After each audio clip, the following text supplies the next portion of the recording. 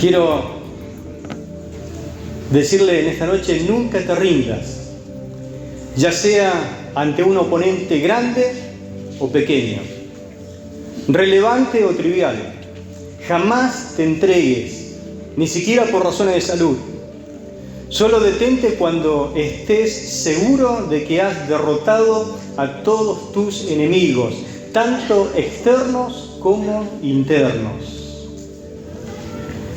El título de mi mensaje en esta noche se llama Nunca bajes la guardia. Nunca bajes la guardia, ni antes ni después de la victoria. En nuestro caminar diario como cristiano, la victoria espiritual no significa que los peligros hayan desaparecido. Existe hoy día, después de tantas guerras que hubo y momentos difíciles que vivió, por ejemplo, Angola, Camboya, minas terrestres. La gente que va a pasear, que va a tomarse unas vacaciones, o empresarios que quieren ir a poner negocio, o gente que quiere ir por aquellos lugares a caminar, corre un gran peligro de que está dando un paso incierto y pisa una mina y explota. 1000 pedazos por el aire. ¿Por qué? Porque hay muchísimas minas enterradas que nadie sabe dónde están. Pero pisó, sintió el ruidito, después que levantó el pie, no existe más. En nuestro caminar cristiano, justamente, la historia de Gedeón nos enseña que tras la victoria, y usted sabe que ganó una gran victoria, 135.000 madianitas salieron huyendo delante de 300 hombres equipados con la gracia y la misericordia del Señor. Nos enseña que tras la victoria aún existen minas terrestres que pueden explotar y hacernos perder la verdadera victoria si nosotros no somos cuidadosos. Por lo tanto, en este capítulo 8 de Jueces nos proporciona un conjunto de verdades inestimables, dignas de considerar. La primera verdad que quiero ver junto a ustedes es la atención que deberíamos tener todos nosotros después de la victoria, como antes de la preparación de la batalla. Es decir, que tenemos que prestar atención, no solamente antes de la batalla, sino también después de la batalla. Porque ¿cómo nosotros debemos manejar la gloria de una victoria espiritual o personal? Sé que hay momentos donde usted obtiene una victoria en Cristo Jesús, después de haber orado tanto, después de tanto sacrificio, como hemos escuchado recién, hay gente que se pone a orar, a clamar de verdad, Dios responde. Bueno, ¿qué hacemos después de que Dios responda? Es muy importante y es muy interesante lo que usted tenga que hacer después de que Dios le da una victoria tan grande, como vimos en el libro de Jueces, el capítulo 7, el domingo pasado. Veamos cómo responde, por ejemplo, Gedeón ante una crítica muy fuerte que le hace la tribu de Benjamín. En Jueces capítulo 8, versículo 1 al 3, dice lo siguiente: Pero los hombres de Efraín le dijeron: ¿Qué es esto que has hecho con nosotros, no llamándonos cuando ibas a la guerra contra Madián? Y le reconvinieron fuertemente. ¿Entiende usted esta palabra? Y le reconvinieron fuertemente los benjamitas, a los cuales él respondió: ¿qué he hecho yo ahora comparado con vosotros? ¿No es el rebusco de Efraín mejor que la vendimia de Abiezer? Dios ha entregado en vuestras manos a Oreb y a Seb, príncipes de Madián, ¿y qué he podido yo hacer comparado con vosotros? Entonces el enojo de ellos contra él se aplacó luego que él habló esta palabra. Amén. Vemos cómo responde Gedeón a los de Efraín. Gedeón era consciente de que sería todo un gran inconveniente, por ejemplo, convocar a la tribu benjamita para unirse a la batalla. Se recuerda que él toca el cuerno y se le pegan 32.000 personas. Bueno, pero jamás convocó a los de Benjamín. tampoco los quería al lado, porque eran hermanos muy problemáticos. Ahora vamos a ver por qué. Porque los benjamitas justamente eran hermanos de la tribu a la cual él pertenecía. Recuerde que Gedeón era de la tribu de Manasés. Los dos hijos de José, uno era Efraín y el otro era Manasés. Bueno, la tribu de Efraín era la segunda más grande de todas las tribus de Israel. Primero estaba la de Judá y segundo la de Efraín. Es decir que en fuerza, en coraje, para el colmo tenía una valentía tremenda. Era muy conocido, por ejemplo, los hombres zurdos de los de Benjamín, que tiraban con la onda. Dice que, bueno, búsquelo. Da una descripción bastante rigurosa de la puntería que tenían ellos tirando con la onda. No lo busqué ahora, ¿no? Era una tribu muy grande. ¿Se recuerda lo que le dice Gedeón a los 32.000 soldados que se habían ido a batallar con él? Los que tengan miedo, que den un paso atrás y que se vayan a la casa. Gedeón en ese momento no deja de ser más bíblico que cualquiera de ese momento, porque era justamente algo que Dios había hablado a través de Moisés y él estaba citando la Escritura. Pero vaya usted a decirle a los de Benjamín que los que tengan miedo o los que son cobardes retrocedan.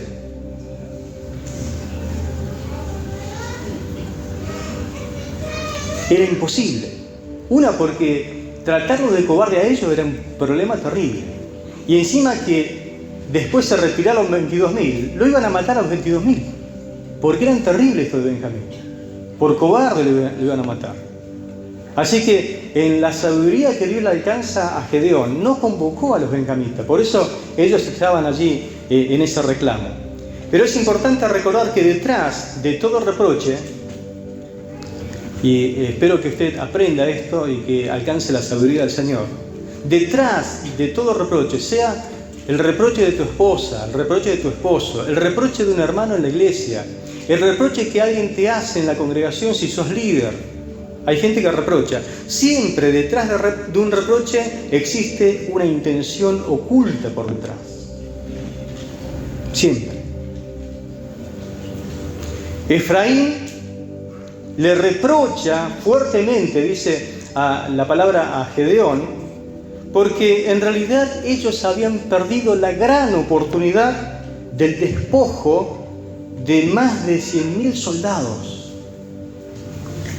Porque Dios lo utilizó a Gedeón para hacer huir a 135.000 soldados madianitas, que lo único que hacían estos hombres eran robar y robar y robar. Y es decir que en ese momento habían saqueado a cuántas tribus y pueblo había. Ahí estaba con ellos todo lo que ellos habían despojado de las otras tribus, naciones, pueblos. Y claro, cuando huyen dejan todo, lo que quieren escapar solamente es por su vida. Y en ese tiempo no existía la ley que puso David más adelante. Así que todo lo que era despojo, el botín, se lo agarraron los de Manasés. Los hombres que fueron a la guerra con Gedeón. Así que detrás de ese gran reproche que la tribu le hace a Gedeón, existía el deseo oculto, pero manifiesto ahora, de enriquecerse. Enriquecerse. El tema era que querían enriquecerse sin siquiera haber peleado, porque al fin Dios usó a 300 para que toda la gloria sea para Él. ¿Qué podemos aprender de esto entonces? Que la humildad y el control del temperamento evita que el orgullo destruya justamente la obra de Dios entre nosotros. Porque, ¿qué hace Gedeón ante semejante reproche? ¿Cómo hubiera reaccionado usted después de haber sido usado por Dios con 300 hombres y de estar corriendo a los 135.000 que habían dejado el campo de batalla, y viene una tribu y se le para y le empieza a reprochar? ¿Qué haría usted?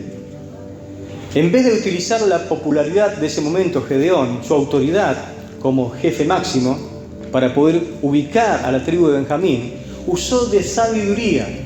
Sabiduría que tenemos que usar usted y yo cuando existe este tipo de reclamo.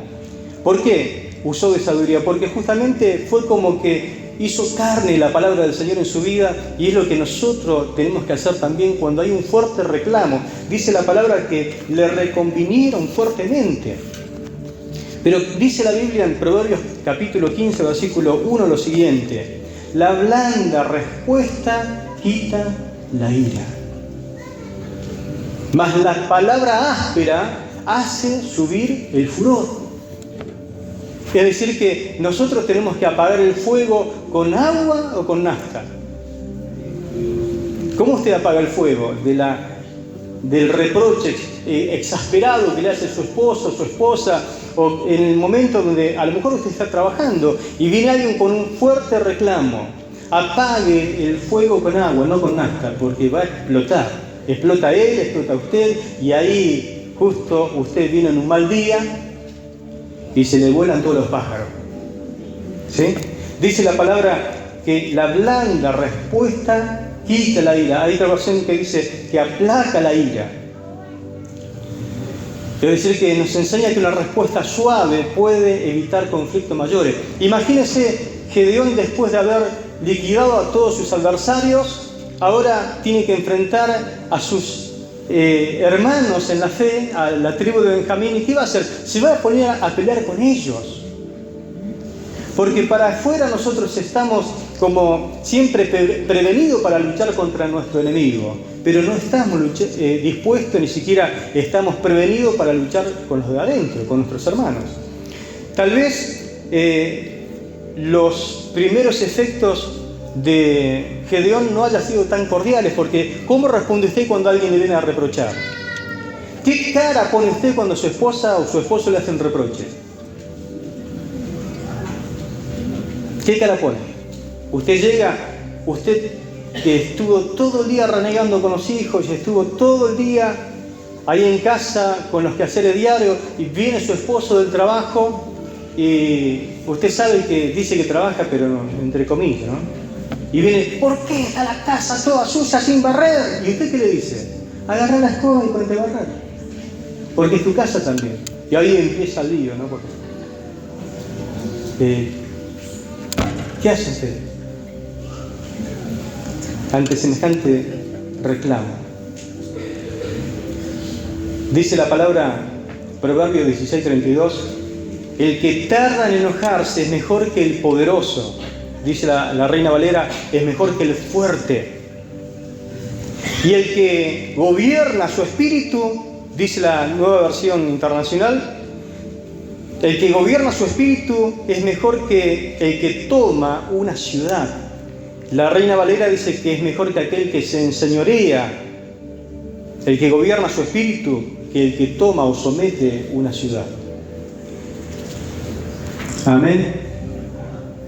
Es decir, que tenemos que tratar de tomar el control, no de una ciudad, sino de nuestra propia ira, nuestro propio enojo. Gedeón, me imagino que tragó saliva, se aquietó un poquito,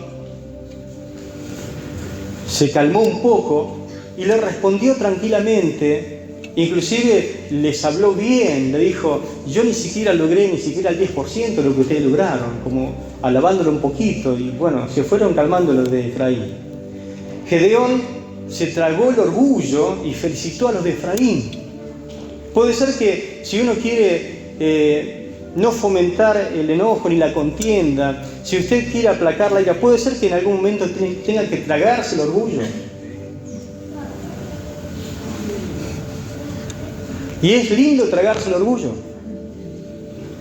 No es lindo tragarse el orgullo, pero usted va a evitar un montón de problemas y de dar respuesta a preguntas siguientes, y es ese choque que a veces tenemos, que no decimos la verdad, sino solamente a veces hablamos para herirnos. Proverbio 17:14 dice: el comienzo de la contienda es como liberar el agua. Vio que a veces le ponen el agua, la ponen en los ríos, le ponen como una muralla tremenda, lo ponen ahí en reserva, un dique. Cuando usted rompe el dique o abre el dique, ¿sabe? La fuerza del agua sale con todo. Y acá dice la palabra, el comienzo de la contienda es como liberar el agua. Por lo tanto, detenga la contención antes de que comience una disputa.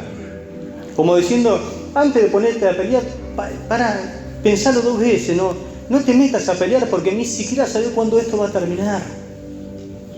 ¿No está arrepentido a veces de haber dicho algo que después dice, ¿cómo ahora hago para meter las palabras dentro? Porque no quise decir eso. O mirá todo lo que desaté por decir estas cosas, que en realidad ni las sentía, pero me salieron, como sale el agua después de haber estado contenida.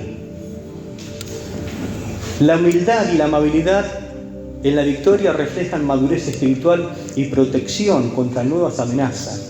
Porque no es lindo ponerse a pelear con los hermanos. Es lindo derrotar a nuestros enemigos, a nuestros adversarios, pero no es bueno pelearnos entre hermanos. La segunda verdad que encontramos en este capítulo es que la verdadera victoria requiere tener discernimiento y obrar con justicia en las relaciones internas. ¿Cómo respondemos a quienes nos desafían? ¿Cómo responde usted cuando alguien lo traiciona? Y es parte justamente de su familia espiritual o del pueblo de Dios. Para eso vamos a leer el pasaje de Jueces, capítulo 8, versículo 4, donde encontramos la respuesta de Gedeón a 2 ciudades, que dice lo siguiente: y vino Gedeón al Jordán, y pasó él y los 300 hombres que traía consigo, cansados. ¿Cómo estaban? Cansados, pero todavía persiguiendo. Porque era el día de la victoria, ¿se acuerdan? Era el día que Dios le había dicho, hoy vas a vencer a todos los madianitas. Y les dijo a los de Sucot, yo os ruego que deis a la gente que me sigue, es decir, a los 300,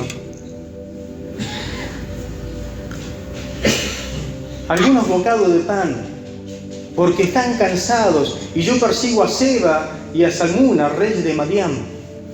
Y los principales de Sucot respondieron, ¿usted le hubiera dado de comer a los 300 muchachos? Un poco de pan, le pidieron un bocado de pan. Dice, los principales de Sucot le respondieron, es decir, los ancianos, los que gobernaban la ciudad. En aquellos tiempos la ciudad era gobernada por ancianos. ¿Están ya Seba y Salmuna en tu mano para que te demos pan a tu ejército?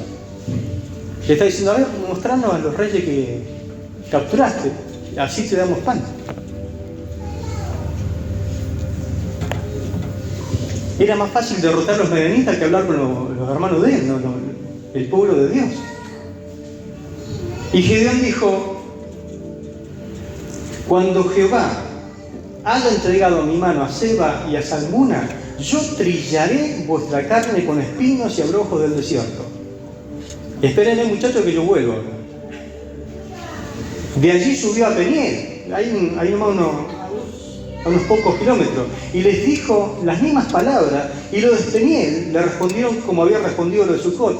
Y él habló también a los de Peniel diciendo, cuando yo vuelva en paz, derribaré la torre, de donde tenía la atalaya que vigilaba todo. Esta torre no le queda nada.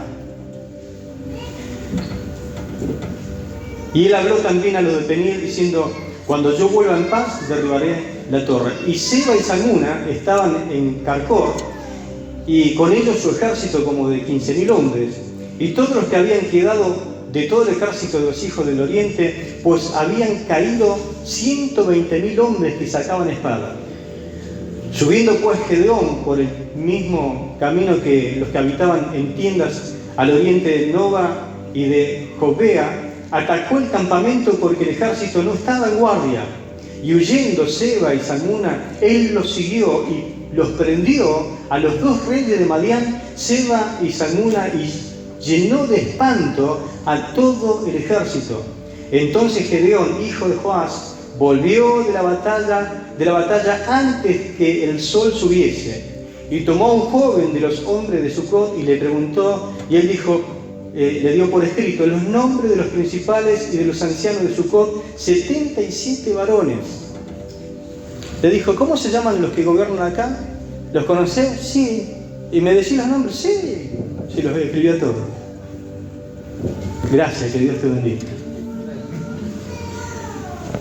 Debemos considerar que la rebelión interna es más peligrosa que la amenaza externa. La dureza sin discernimiento puede costar vidas espirituales y físicas. Los de Sucot y los de Peniel se portaron bien, actuaron conforme a la Biblia, a la palabra, a la Escritura. Era el momento de rebelarse así contra Gedeón, el hombre del momento, el hombre usado por Dios para librar a todo Israel de la tribu de estos ladrones que eran de Madián. Encontramos alguna evidencia para poder responder estas preguntas. La diferencia entre la actitud de los de Efraín, porque fíjese que él ya viene luchando con los de Efraín.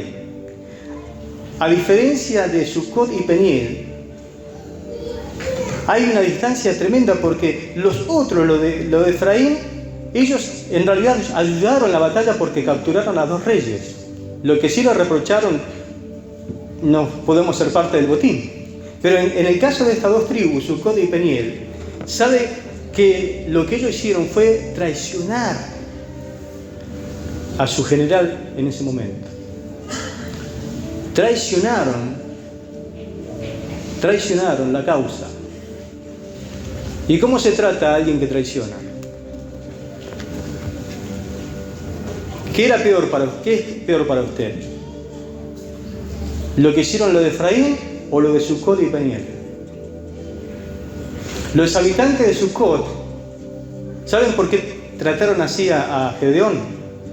Porque ellos desconfiaban de la capacidad que tenía Gedeón para vencer a los madianitas, y temían ellos que si ellos ayudaban a Gedeón, y claro, Gedeón fracasaba porque ellos dudaban de la capacidad de Gedeón, no lo va a agarrar a estos 2 de Madián, va a fracasar, jamás lo va a poder agarrar. Así que ellos decían, si Gedeón no los agarra, van a volver los de Madián y no hacen pedazos, porque ya los conocemos, porque ellos vienen constantemente a robarnos.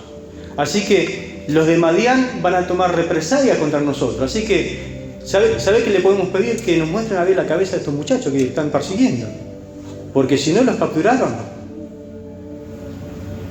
y después ellos vuelven, nos matan a todos.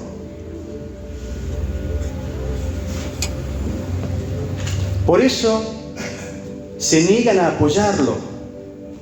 Incluso hasta lo tratan con palabras duras a Gedeón. Y lo mismo ocurre ahí en Peniel, y también recibe una respuesta similar. Gedeón advierte que va a volver, y ¿sabe qué voy a hacer con ustedes? Los voy a disciplinar duramente como ustedes se lo merecen, para que cambien alguna vez de actitud. Porque la disciplina te ayuda a cambiar. ¿Cuánto? Nadie se amén. Le mostró a los 2 reyes capturados cuando él vuelve, acto seguido. Dice, ¿vieron muchachos que cumplí con mi palabra? Acá están los 2 reyes. Reunió a los 77 ancianos, fue con todos los soldados a buscar ramas con espinas y le dio por todos lados. Los hizo sangrar, porque eso es lo que le había dicho. Les voy a dar con abrojos y espinos por todos lados para que ustedes aprendan. Y después, acto seguido, se va a Peniel y derriba la torre de Peniel, y también mata a unos cuantos. Ahora, el orgullo de Efraín no era en nada comparado con la rebelión de Sucot y Peniel. Por eso, cuando uno sirve al Señor y cuando uno está en casa, cuando uno le toca gobernar tu hogar, te toca gobernar algún departamento o algo en la iglesia o en tu trabajo, uno tiene que ver que no tiene nada que ver un orgullo que es vano con una rebelión. Rebelarse. Lo que hizo Efraín con la rebelión ni es comparado con lo que hicieron esto de Sucot y Peniel. Efraín estaba protegiendo su orgullo trivial, un pecado pero no costoso como el de Sucot y Peniel, que se habían rebelado contra el líder escogido por Dios, y en ese momento lo que hicieron fue ayudar al enemigo. Lo que ellos hicieron fue justamente ayudar al enemigo y darle más tiempo para que ellos escapen. El de ellos fue el pecado de la dureza de corazón hacia sus hermanos, la traición contra el Dios del cielo. No le importó absolutamente nada lo que está escrito en la palabra, tanto en el Antiguo como en el Nuevo Testamento, que es la ley de la hospitalidad. Bien descrita en la palabra que hay que ayudar al amigo cuando viene a pedirte pan. Después de que le sirvieron a Gedeón y sus hombres a arriesgar sus vidas para liberar a todo Israel de los enemigos, y estaban estos traidores de su propia nación. Los líderes deben tener discernimiento para tomar decisiones y que esas decisiones que tomen no sean equivocadas al lidiar con diferentes situaciones. Los insultos personales son una cosa, pero la rebelión contra el Señor y su pueblo es otra cosa muy diferente.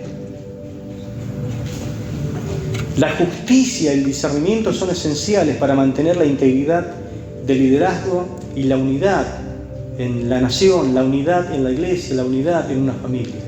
Por eso que Dios nos alcance sabiduría. Amén.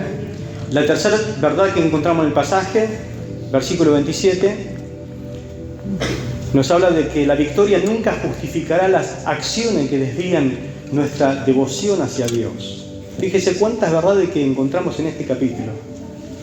¿Qué nos puede tentar a apartarnos de Dios después de una victoria? Si usted lee el capítulo 7 de Gedeón, va a encontrar una de las más grandes victorias que existe y existirá en la nación israelita. Gedeón entró en la galería de los hombres de fe. Gedeón es considerado un hombre de fe y realmente uno se saca el sombrero porque dice, lo que hizo este hombre no hay posibilidad de poder reproducirlo porque fue guiado por Dios en cada paso que él dio. Y le creyó a Dios y Dios le dio una tremenda victoria. Pero, ¿qué nos puede apartar de Dios después de semejante victoria? ¿O qué te puede apartar a vos después que Dios te dio semejante victoria? Porque yo entiendo que hay victorias espirituales que Dios nos ha otorgado, unas respuestas maravillosas, y después lo encontramos al hermano o a la hermana mal.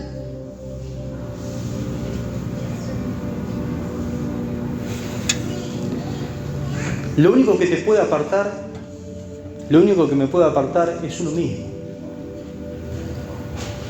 Uno mismo no es, porque ya el Señor derrotó a nuestros adversarios. Ahora nosotros somos tan, pero tan raros. Tan raros somos, que actuamos de tan mala forma que realmente deberíamos sorprendernos de los bichos raros que somos nosotros. Ahora le explico. Porque solamente nosotros mismos podemos apartarnos de Dios. ¿No tiene mejor idea este hombre, Gedeón? A ver si le suena algo como parecido. ¿Sabe qué hizo Gedeón? Pidió oro. A ver, ¿vieron que los de Madián tienen oro por todas partes? Tienen oro acá en la nariz, tienen oro en la oreja, tienen oro por acá, tienen oro, hasta los camellos tienen oro. Y claro, despojaron del oro a todo lo que había los de Israel. Y Gedeón dice, necesito ese oro. Y como era tan popular y tan, en ese momento, el hombre del momento, ¿qué hicieron los de Israel? Le trajeron todo el oro. ¿Quién pidió oro en la antigüedad? Que se mandó un becerro de oro. A Aarón, ¿te acuerdas? ¿No le parece familiar? ¿Y a Gedeón no le habrá parecido familiar? No, pero él pidió oro, como para asegurarse un retiro, es decir, una jubilación. Bueno, de algo me tengo que cubrir. Pidió oro el muchacho. ¿Pero para qué quiere oro? Mire, el verso 27. Dice, y Gedeón hizo de ellos un efod, el cual hizo guardar en su ciudad de Ofra, y todo Israel se prostituyó tras de ese efod en aquel lugar, y fue tropezadero a Gedeón y a su casa. Es decir, que con el oro que él pidió, se hizo como un efod que usaban solamente los sumos sacerdotes. Él no era sacerdote, pero dijo, voy a hacer como... el efod era como una especie de delantal que se ponía encima de la vestidura de lino del sacerdote, y con eso el sumo sacerdote era como que tenía el poder de averiguar cuál era la voluntad de Dios. Dijo, voy a hacer algo parecido, algo similar, como para después ir guiándolo a los hijos de Israel a través de esto.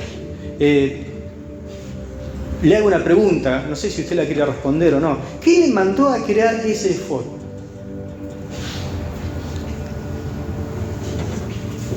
Dios no, porque si usted lee todo el capítulo, lo vemos en el capítulo 7, guiándolo en todo momento Dios a Gedeón. Y si Gedeón iba a dar un paso, estaba ahí medio temblando, Señor, ¿qué hago? Dame una señal, a ver, y Dios le daba una señal. Como diciendo, quiero que estés seguro de que cada paso que das, yo soy el que te guía. Es decir, lo encontramos a Gedeón no queriendo dar un paso para no errarle en la voluntad de Dios. Pero en el capítulo 8 nunca ora. No le pide dirección a Dios. Él se hace un efod, pero Dios nunca le guió. Para esto no consultó nunca a Dios. Y si usted es un creyente, un hijo de Dios, ¿tiene que consultar a Dios en los pasos que tiene que dar en la vida o no? Algunos miran para allá, pero ¿tienen que consultar a Dios o no? Amén. ¿Sí? Si va a comprar una casa, ¿tiene que consultar a Dios? O sea, no, yo me la arreglo solo, si tengo más sabiduría que Salomón. Voy a consultar a Dios por esto tan trivial. Usted tiene que comprarse un auto, ¿tiene que consultar a Dios o no? ¿Puede ser que lo engañe a través de la compra de un auto? Sí, porque hay cada uno que vos decís, pero es el mismo auto que fui a comprar y resulta que después no te anda. Y por ahí sentí una voz interna que dice, no me consultaste. Por así decirlo, ¿no? Puede ser que para formar tu matrimonio tengas que consultar a Dios. Vamos a ver. La idolatría, porque era el gran problema de Israel, aunque parezca menor, porque el capítulo es como que Gedeón es como que disminuye el peligro de esto, puede convertirse en una trampa que desvíe la adoración de Dios. El gran problema de Israel, si usted lee en el libro de Jueces, por favor léase todo Jueces, no solamente el capítulo 8, usted va a encontrar un gran problema que es la idolatría. La idolatría. Vez tras vez Dios disciplina a su pueblo por idólatras. ¿Por qué? Porque al no conquistar todas las naciones de alrededor Israel y no hacer la voluntad de Dios, ellos fueron copiando e imitando la adoración que los otros pueblos de su alrededor tenían. Y vemos algunas evidencias en la historia de Israel y los ídolos. En el libro de Jueces muestra cómo ese pecado los llevó a una esclavitud espiritual. Y con nosotros también pasa lo mismo, hermano, porque somos tan rápidos para acusar a Israel y nos rasgamos la ropa y decimos, ¿cómo puede ser Israel pecadores? Y estamos ahí leyendo la Biblia y nos rasgamos la vestidura. Y Dios dice, vamos a aplicar la palabra a nuestras vidas, porque de nada vale renegar contra Israel y nosotros somos peores que Israel. ¿Amén? Ah, bien. Por ejemplo, ¿cuáles son los pecados que nosotros no lo decimos, pero es insignificante, pastor? ¿Cómo esto me va a llevar a la destrucción? Pero, por ejemplo, algunos tenemos el pecado del orgullo. El orgullo te hace que ni siquiera quieras pedir ayuda a Dios. Y menos vas a pedir ayuda a un hermano. Creer que podemos solos. ¿Cuánto tiene este pecado?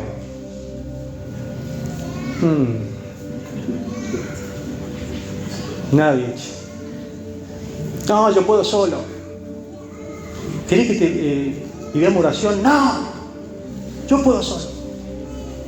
¿Querés que llame al pastor? No. Ni siquiera queremos depender de Dios porque creemos que le podemos solo. El apego a las comodidades es otro pecado en este tiempo, vamos a decir, algo moderno. Priorizar las cosas materiales o el confort por encima de la vida espiritual. Es decir, ¿por qué no venís, hermano, al culto de oración? Y porque es más cómodo acá, estoy en casa tranquilo, vine de trabajar, no doy más. Necesito levantar los pies en el sillón y que me alcancen el control porque no tengo ni fuerza para ir a buscarlo.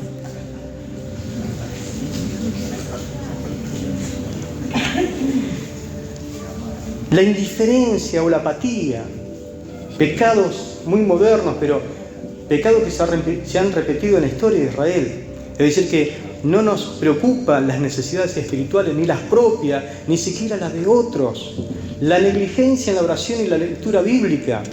Descuidar la comunión con Dios puede debilitarnos espiritualmente. Y decimos, pero no pasa nada. El otro día encontré una Biblia de una hermana. Digo, mirá cómo lee la Biblia esta hermana. Se la olvidó. No voy a decir el nombre para no acusarla. Pero... juicio y crítica constante. Decimos, pero no pasa nada. Yo solamente comento esto para que oremos por la hermana. Fomentar sentimientos de superioridad, desprecio que afectan la humildad, la gracia. Permitir pequeñas tentaciones. Decimos, pero esto es pequeño. Es decir, que ni siquiera somos capaces o no queremos ni siquiera resistir los pensamientos o las acciones menores que con el tiempo pueden abrir puertas hacia otros pecados mayores. La Biblia habla en Cantares, zorras pequeñas. Pero hay un pensamiento chiquito. ¿Cómo me va a afectar esto? Claro, la Biblia dice, cacen las zorras pequeñas que son las que echan a perder el viñedo.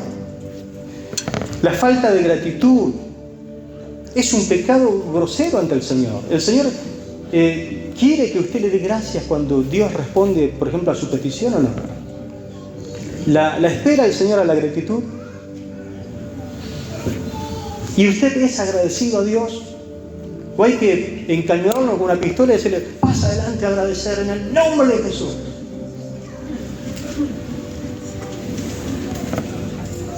Pero me da vergüenza. ¿Qué te va a dar vergüenza? ¿No querés ser agradecido al Señor?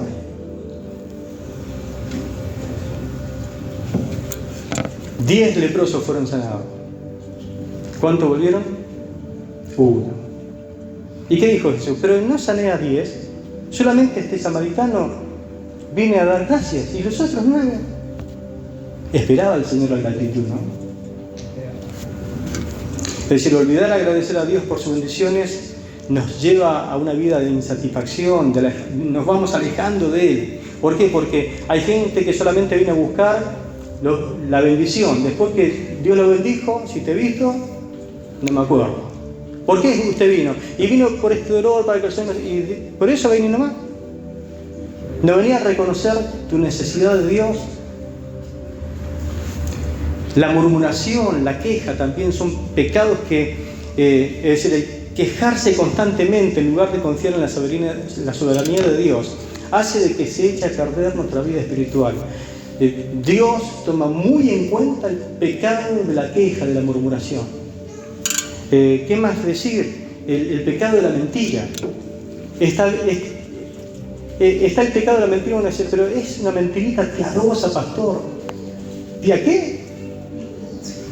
Piadosa. Pero no existe mentira piadosa. ¿Quién es el padre de mentira? ¿Quién? Entonces es un disfraz la mentira piadosa. Apartate de esa gente que miente. No mientas, porque la mentira te paga mal. Siempre parece que está revestida de piedad, como que te hace un favor, pero al final te termina maldiciendo el que hace la mentira. La falta de perdón. La falta de perdón engendra, cuando uno abriga esa falta de perdón, lo único que hace es crear en el interior raíces de amargura.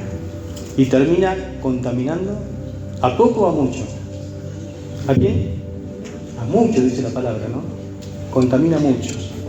Estos pecados, aunque sutiles, pueden deteriorar nuestra firmeza espiritual, abrir la puerta a derrotas más graves si no la enfrentamos con arrepentimiento, si no practicamos una disciplina espiritual en nuestra vida y un cambio de actitud.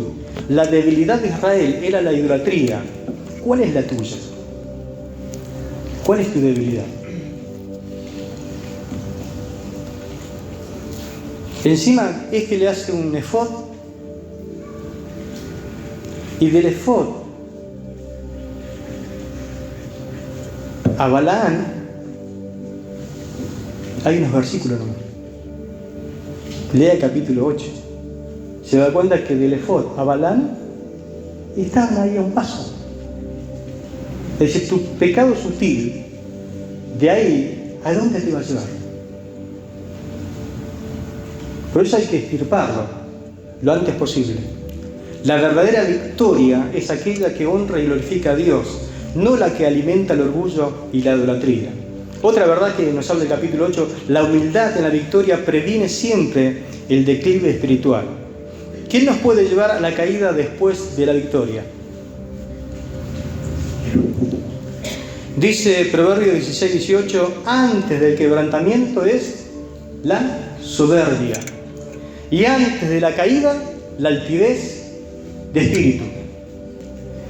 La humildad entonces y la dependencia de Dios, como por ejemplo Abraham fue un hombre que dependió de Dios, asegura que la gloria siempre sea para Él y no para nosotros. Siempre dele la gloria a Dios en todo. Y nada para uno, porque uno no fue nada. Por eso Dios redujo el ejército diciendo, no vaya a ser que después andan diciendo de que porque eran muchos ganaron la victoria.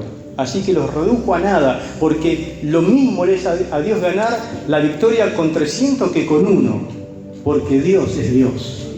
Amén. La realidad es que el orgullo de Gedeón y su adquisición de oros y bienes lo llevaron a una vida de excesos y compromiso con ídolos. Note dos cosas muy interesantes. Él en ese momento estaba en la cima de la popularidad. La gente en un momento lo agarró a Gedeón y dijo, queremos que sea nuestro rey.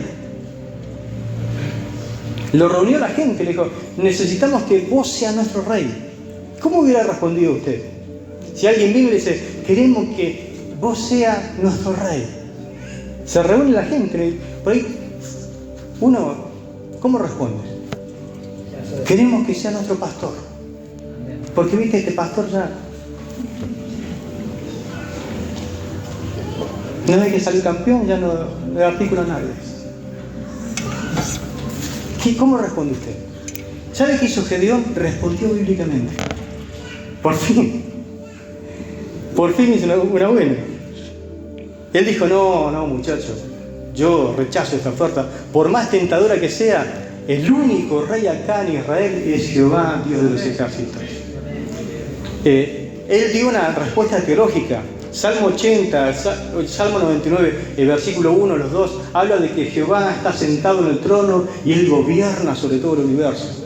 Y él decía, yo no puedo ocupar el lugar que tiene que ocupar Dios. Así que no me vengan con esa tentación, con esa oferta. Acá el que tiene que reinar es Dios. Como no existía la grabación, no pudieron grabar ese momento. Todo israelita sabía que Dios era el que gobernaba desde el tabernáculo con poder. Pero aunque Gedeón rechazó el trono, no demostró tener la misma respuesta en sus acciones. ¿Por qué? Porque él, si usted lee el capítulo 8, vivió como un rey. Una cosa es rechazar ser rey, otra cosa es vivir como un rey. ¿Por qué? Se hizo rico. ¿Se acuerda que él dijo, soy el menor de todos y soy el más pobre de mi tribu? Bueno, ahora cambió, se dio vuelta la situación. Ahora era el más rico de todo Israel. Porque la gente le trajo todo lo que pudieron agarrarle del botín. Se lo trajeron a Gedeón, le regalaron oro. Era el hombre más rico del momento. Y cuando uno tiene plata, vienen otras tentaciones. Ahora tenía muchas mujeres. ¿Qué tenía? Muchas mujeres. Pero dice la palabra muchas mujeres. No es que tenía una o dos, muchas mujeres. Es decir, que eso le trajo que tenía muchos hijos y un estilo de vida tipo monarquía, incluso asumiendo funciones ahora sacerdotales porque ahora tenía un efod. Su comportamiento tras la victoria fue desconcertante e inclusive extravagante porque ahora andaba hasta con caballo de oro. No sabía qué hacer con tanto oro. Tuvo muchas esposas. ¿Sabe cuánto tuvo? 70 hijos tuvo. 70 hijos. Usted no aguanta 3, 70 hijos. Y una concubina, por la duda. Una concubina que le dio un hijo. Y sabe que le puso un nombre a ese hijo. Y los nombres en la Biblia son como proféticos, como que tienen un significado. Le puso Abimelech. ¿Sabe qué significa Abimelech en la Biblia? Mi padre es rey. Ah, amigo, no era que no quería ser rey Mi padre es rey, se llamaba. Y este Abimelech terminó asesinando a casi todos sus hermanos. Uno escapó porque le avisaron que venía contra él. Los mató a todos los hermanos, a los 69.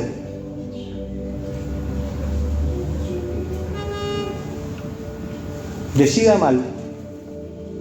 Tome malas decisiones. El pecado nunca te bendice.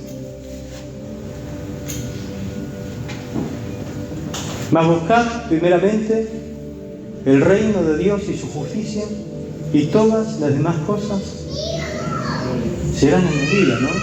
Este puso el carro adelante del caballo. Nunca funciona así. Buscó primeramente todos los bienes y se olvidó de Dios. Muy diferente el caso de Gedeón al caso de Abraham. Génesis capítulo 14, léalo en casa, va a encontrar la victoria que tuvo Abraham.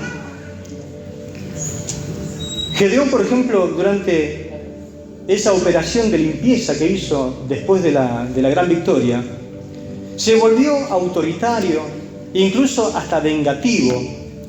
Cuando rechazó la realeza, parecía o sonaba medio como piadoso. Él dice, el Señor es el que va a gobernar sobre todo Israel, pero tengo la sospecha de que él tenía como una agenda secreta en su corazón. Decía una cosa, pero acá adentro estaba guardado otra cosa. No encontramos a Gedeón, por ejemplo, después de esa gran victoria que le dio el Señor, honrando al Señor, convocando a toda la gente para hacer un pacto nuevo con el Señor. Ahora vamos a obedecerte a ti, vamos a quemar toda la idolatría. No lo encontramos nunca haciendo eso a Gedeón. Gedeón comenzó como sirviente, pero ahora era una celebridad importante. Y el resultado fue un declive para él, para su familia, e inclusive, cuando usted lee el capítulo 8, al final, la nación terminó en un declive espiritual. Nuevamente vuelve a pecar toda la nación. Se olvidan de Dios y se olvidan inclusive de Gedeón. Y es interesante lo instructivo que es, por ejemplo, resaltar la vida de Abraham. ¿Por qué? Porque en las decisiones que él toma después de la gran batalla donde él fue a rescatar a Lot, por ejemplo, Abraham nunca tomó nada para sí mismo, pero se aseguró de que todos los sirvientes que fueron a pelear con él, todos recibieran parte del botín. Es más, ¿se acuerda lo que dijo Abraham? No quiero nada de ustedes, no vaya a ser que después ustedes digan que yo me enriquecí a costa de ustedes. Gedeón le habrán dicho, che, ¿y lo conoces a Abraham? No sé quién es Abraham. Se negó especialmente a Abraham a quitarle nada, pero absolutamente nada, al rey pagano de Sodoma. En cambio, Abraham tuvo comunión con Melquisedec. ¿Quién es Melquisedec en la Biblia? El Señor, Dios. Después de la gran batalla, Gedeón se olvidó de Dios. Después de la batalla, Abraham tuvo comunión con Gedeón, con Melquisedec, príncipe de Salem. Representaba a Dios en ese momento. Y todo lo que hizo Abraham, en todo lo que él cuenta después, le da toda la gloria al Señor. La humildad y el temor de Dios son esenciales para mantener la victoria espiritual y evitar la caída, que fue lo que hizo Abraham. Mis hermanos, la historia de Gedeón nos recuerda que en la vida espiritual podemos ganar batallas, pero perder la guerra. Si no vigilamos nuestro corazón, nuestras acciones y nuestra relación con Dios, vamos a perder la guerra. Dijo un gran hombre de Dios: estemos tan atentos después de la victoria como antes de la batalla. Porque las minas terrestres del orgullo, la incredulidad y la idolatría siempre están presentes. La verdadera victoria es aquella que honra a Dios, mantiene nuestra humildad y fortalece nuestra integridad espiritual. Por lo tanto, en esta noche, examinemos nuestro corazón. Examinemos nuestras acciones después de las grandes victorias que Dios nos ha dado. Practiquemos la humildad. Pidamos a Dios discernimiento y sobre todo seámosle fieles al Señor en todo momento. Fieles a Él. Recuerda que solo la verdadera victoria que nos ofrece Cristo es la que garantiza victoria, una vida llena de paz, llena de propósito eterno, no libre de inconvenientes. Solo Él nos puede dar victoria sobre nuestros enemigos, externos e internos. Amén. Por lo tanto, tomémonos de su mano para que Él nos dé esa victoria.